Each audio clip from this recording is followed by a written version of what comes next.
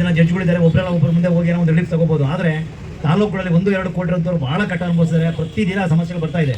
ಇದಕ್ಕೆ ಬರೀ ಕೇವಲ ಬೆಂಗಳೂರು ಅಷ್ಟೇ ಅಲ್ಲ, ಇಡೀ ರಾಜ್ಯಕ್ಕೆ ಇದನ್ನು ಹೋರಾಟ ಆಗಬೇಕು. ಸಿವಿಲ್ ಅಮ್ಯಾನಿಟೀಸು ನಮ್ಗೆ ಬರ್ತಕ್ಕಂಥ ಸಮಸ್ಯೆಗಳ ಬಗ್ಗೆ ಈಗಾಗಲೇ ಎಲ್ಲ ಗಮನ ಹರಿಸಿದ್ದೀವಿ, ಹೋರಾಟ ಮಾಡಿದ್ದಾರೆ, ಬೇಕಾದಷ್ಟು ಹೋರಾಟಗಳಾಗಿದ್ದಾವೆ. ನನಗನ್ನಿಸಿದ್ದು ಏನಪ್ಪ ಅಂದರೆ, ವಿವೇಕ್ ರೆಡ್ಡಿ ಅವ್ರ ಫಾರ್ಮುಲಾಗಿಂತ ಸುಬ್ಬರೆಡ್ಡಿ ಅವ್ರ ಫಾರ್ಮುಲಾಕ್ಕೆ ಹೋಗೋಣ. ನಾವೆಲ್ಲ ಯಾಗೋದಿಲ್ಲ, ನಾವೆಲ್ಲ ಅವ್ರ ಸುಬ್ಬರೆಡ್ಡಿ ಇದ್ದರೆ ನಾವೆಲ್ಲ ಕೆಲಸ ಮಾಡಿದ್ದೀವಿ, ಭಾಳ ವರ್ಷ ಗೌರ್ನಿಂಗ್ ಕೌನ್ಸಿಲ್ ಕೆಲಸ ಮಾಡಿದ್ದೀವಿ ನಾವೆಲ್ಲ. ಅವ್ರದೇ ಸಮಸ್ಯೆ ಯಾವತ್ತೂ ಯಾವ ಹತ್ರ ಅಪಾಯಿಂಟ್ಮೆಂಟ್ ತೊಗೊಂಡಿದ್ದೆ ನೋಡಿಲ್ಲ ನಾನು ಸುಬ್ಬರೆಡ್ಡಿ ಅವ್ರನ್ನ. ನುಗ್ತಾ ಇರೋದು ಯಾರನ್ನ CI ಆಗಿರಲಿ, ಕಮಿಷನರ್ ಆಗಿರಲಿ, ಚೀಫ್ ಮಿನಿಸ್ಟರ್ ಆಗಿರಲಿ, ಅದೇ ಫಾರ್ಮುಲಾ ಬೇಕು. ಹೆಣ್ಮಕ್ಳು ಹೋಗಿ ಬಂದಾಗ ಗಂಡ್ಮಕ್ಳು ವೆಯ್ಟ್ ಮಾಡ್ಬೇಕು ಆಕ್ಚುಲಿ, ಇಲ್ಲ ಗಂಡ್ಮಕ್ಳು ಹೆಣ್ಮಕ್ಳು ಆಚೆ ವೆಯ್ಟ್ ಮಾಡ್ಬೇಕು. ನಾವು ಫ್ಯಾಮಿಲಿ ಕೋರ್ಟಲ್ಲಿ ನೋಡಿರ್ಬೇಕು, ಆ ಕಡೆ ಈ ಕಡೆ 3 ಚೇರ್ಸ್ ಇದೆ ಅಡ್ವೊಕೇಟ್ಸ್ಗಳು ಕೂತ್ಕೊಳ್ಳೋಕೆ. 3 ಚೇರ್ಸ್ ಹೊಸ ಚೇರ್ಗಳನ್ನ ಕೊಡಿ, ಪ್ರೊವೈಡ್ ಮಾಡಿಲ್ಲ ಅಡ್ವೊಕೇಟ್ಸ್ ಕೂತ್ಕೊಳ್ಳೋಕೆ. ನಮ್ಗೆ 3 ಚೇರು ಬೇಕಾದ್ರೆ ಕೂತ್ಕೊಳ್ಳಿಲ್ಲ, ಆಚೆ ನಿಂತ್ಕೊಂಡಿರ್ತಾರೆ. ದಯಮಾಡಿ ಕೆಲವೊಂದು ಸಮಸ್ಯೆಗಳಿಗೆ ನೀವು ಅತಿ ಶೀಘ್ರದಲ್ಲೇ ಸ್ಪಂದಿಸಬೇಕು ಅಂತ ಹೇಳಿ ಉಗ್ರವಾದ ಹೋರಾಟ ಮಾಡಬೇಕು. ಅದಕ್ಕೆ ಸಾಮಾನ್ಯವಾಗಿ ನಮ್ಮಲ್ಲಿ ಸಂಪ್ರದಾಯ ಇರೋದು ಮೆಮೊರಂಡಮ್ ಅನ್ನು ಕೊಟ್ಟು ವಕೀಲರಿಗೆ ಬೇಕಾದ ಸವಲತ್ತುಗಳನ್ನ ಕಲ್ಪಿಸಿಕೊಡಿ ಅಂತ ಹೇಳಿ ನಾವು ಕೇಳ್ತೀವಿ. ಸಾವಿರಾರು ಮೆಮೊರಂಡಮ್ಗಳು ಈಗಾಗಲೇ ಕೊಟ್ಟಿದ್ದೀವಿ. ನನ್ನ ವೈಯಕ್ತಿಕ ಅಭಿಪ್ರಾಯ, ಈ ಧರಣಿಗಿಂತ ಹೆಚ್ಚಾಗಿ 1 ದಿನದ ಮಟ್ಟಿಗೆ ಕೋರ್ಟನ್ನ ಬೈಕಾಟ್ ಮಾಡಿ ಎಲ್ಲರನ್ನ ಮನವೊಲಿಸಿ ಆ ಕೋರ್ಟಿನ ಆಚೆ ಕರ್ಕೊಂಡು ಬಂದು ಆ ನಂತರ ನಾವು ಧರಣಿ ಮಾಡಬಹುದಾಗಿತ್ತು ಅನ್ನೋದು ನನ್ನ ಒಂದು ವೈಯಕ್ತಿಕ ಅಭಿಪ್ರಾಯ.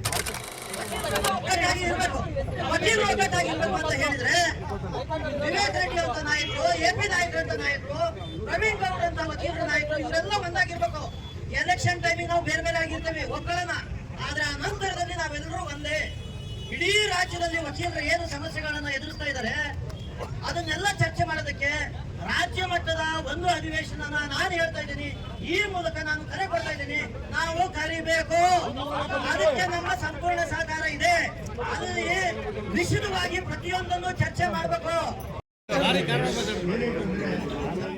ಅದನ್ನ ತಗೊಳಕ್ಕಾಗೋದಿಲ್ಲ.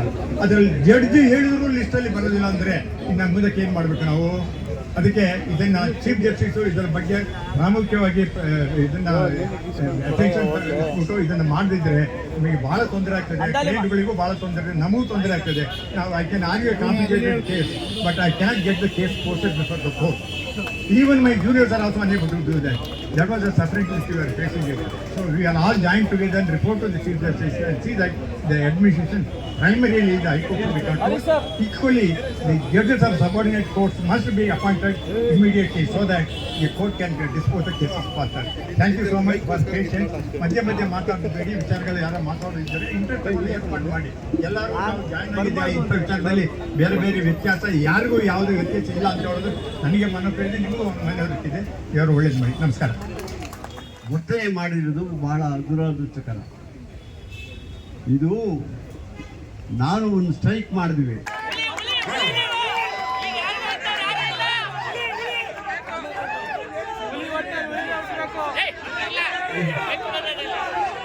ಆಗ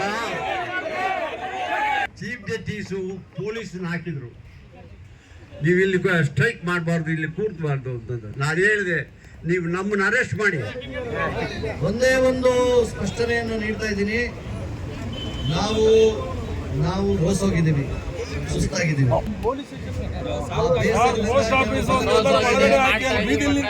ಮಳೆ ಬಂದ್ರೆ ಪೋಸ್ಟ್ ಆಫೀಸಲ್ಲಿ ಮಳೆ ಬಂದ್ರೆ ರೋಡ ಏನೇ ಹೇಳಬೇಕು,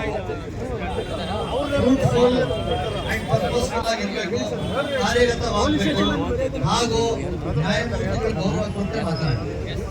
ಯಾವತ್ತಿಗೂ ಅಷ್ಟೇ, ಯಾಕಂದ್ರೆ ನಾವು ಸಿಸ್ಟಮ್ನಲ್ಲಿದ್ದೀವಿ. ಆದ್ರಿಂದ ನಾಟ್ ರೆಸ್ಪಾನ್ಸಿವ್ ಅಂತ ಹೇಳೋಣ, ಕ್ಲಾರಿಫಿಕೇಶನ್ ಕೊಡ್ತಾ ಇದ್ದೀನಿ.